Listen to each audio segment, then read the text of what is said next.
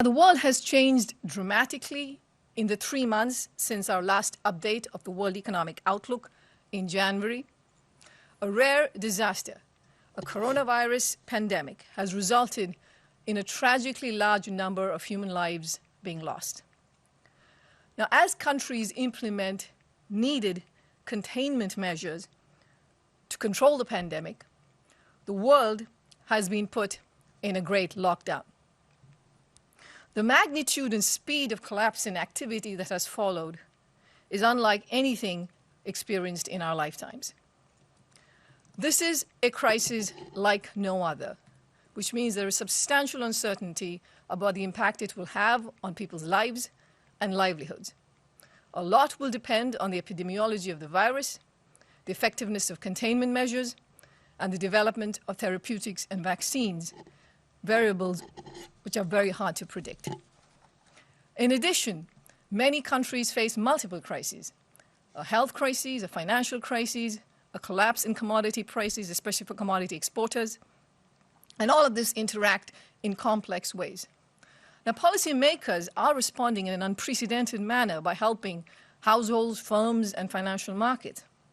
However, there is still considerable uncertainty about what the economic landscape will look like when we emerge from this lockdown. So now, under the assumption that the pandemic and required containment peaks in the second quarter in most countries in the world, and then recedes in the second half of this year, we are projecting global growth in 2020 to fall to minus 3%. Now, this is a downgrade of 6.3 percentage points from January 2020, a major revision over a very short period of time. This makes the Great Lockdown the worst recession since the Great Depression and far worse than the global financial crises. Assuming the pandemic fades in the second half of 2020 and that policy actions taken around the world are effective in preventing widespread firm bankruptcies, extended job losses, and system-wide financial strains, we project global growth in 2021 to rebound to 5.8%. Now, this recovery in 2021 is only partial, as the level of economic activity is projected to remain below the level we had projected for 2021 before the virus hit. The cumulative loss to global GDP over 2020 and 2021 from the pandemic crisis could be around $9 trillion, greater than the economies of Japan and Germany combined. Now, this is a truly global crisis, as no country is spared. Countries reliant on tourism, travel, and entertainment for their growth are experiencing major disruptions. Emerging market and developing economies face additional challenges. They face unprecedented reversals in capital flows, major currency pressures, while at the same time coping with weaker health systems and much lower fiscal space to support their economies. So for the first time since the Great Depression, both advanced economies and emerging and developing economies are in recession. For 2020, growth in advanced economies is projected at minus 6%.